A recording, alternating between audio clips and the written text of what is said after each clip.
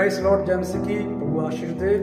धन्यवाद प्रभु का, प्रभु ने आज फिर हमें दया बख्शी हुई है कि प्रभु के महान कलाम से आज सीख सके। प्रभु का धन्यवाद, प्रभु हमें आशीष दे।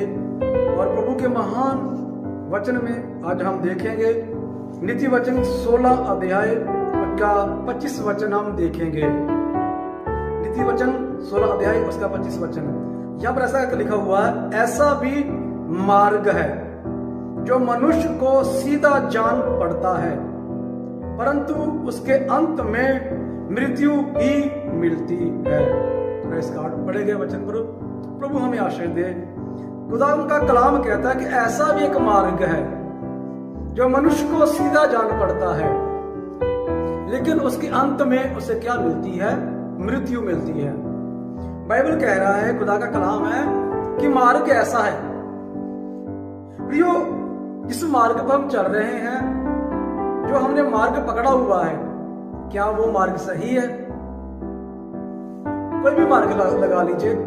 आप धार्मिक का मार्ग पकड़े हुए हैं, जहां एक संसार का मार्ग पकड़े हुए। मान आप दारू पीते हैं, शराब पीते हैं, क्या शराब पीने का मार्ग सही है? अब चोरी करते हैं, चोरी का मार्ग सही है?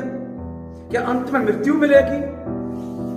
शराब पीते हैं, शराब के अंत में मृत्यु मिलेगी?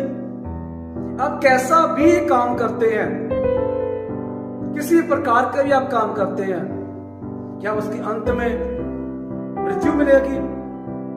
मुझे और आपको उस बात की सोचने की जरूरत है। मैं और आप इस बात को ध्यान कीजिए कि जिस मार्ग को हम पकड़े हुए हैं, जिस मार्ग पर हम चलते हैं, क्या वो मार्ग सही है? क्या उस मार्ग में हमारे लिए आशीष है? क्या हमारे बच्चों के लिए वो मार्ग सही है? क्या हमारे बच्चों का फ्यूचर उस मार्ग में सही रहेगा? हमारी अंश का, हमारी पीढ़ी का मार्ग सही रहेगा?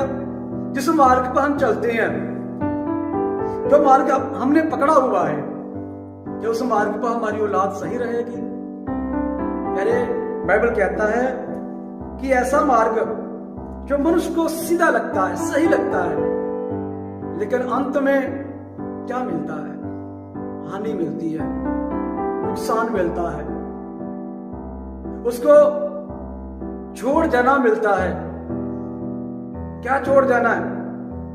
जो हमने पकड़ा हुआ, क्या पकड़ा हुआ है? गलत पकड़ा हुआ जो। इसलिए मुझे और आपको सोचने की जरूरत है।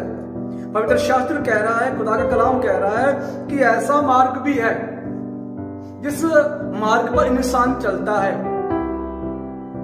और फक्र करता है, मान करता है। हम भक्ति की बात कर लें,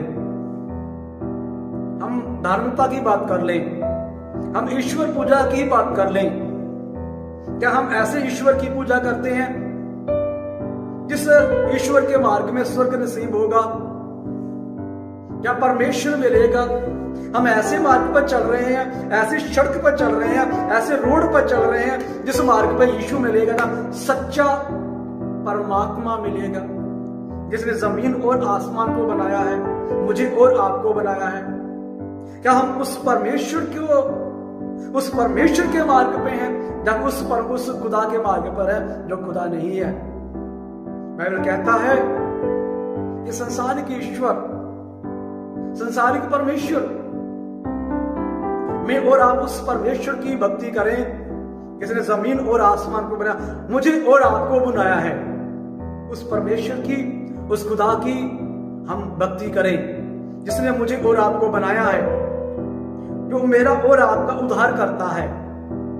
इसलिए प्रियो, बाइबल कहता है कि एक ऐसा मार्ग भी है जो मनुष्य को सीधा जान पड़ता है, परंतु अंत में मृत्यु मिलती है। मृत्यु मसीही शिक्षा में, क्रिश्चियन शिक्षा में एक सिस्टम है। उसके लिए मैं थोड़ा बाइबल की शुरुआती किताब पर जाना चाहता हूँ। सृष्टि के समय परमेश्वर ने मनुष्य को बनाया, उसे कहा मेरे कानून में बने रहना, मेरी आज्ञा में बने रहना, नहीं बना रहा। परमेश्वर ने कहा जिस दिन तुम मेरा हुक्म तोड़ोगे, मेरी आज्ञा तोड़ोगे, उसी दिन तुम मर जाओगे। मर गया इंसान, शारीरिक तौर पे नहीं, आत्मिक तौर पे परमेश्वर के कांटेक्ट में मर गया। शारीरिक तौर पर जिंदा है, 70 साल, 80 साल, 100 साल, 120 साल, कितना होती है, लेकिन आत्मिक तौर पे परमात्मा के साथ रिश्ता खत्म हो जाता है।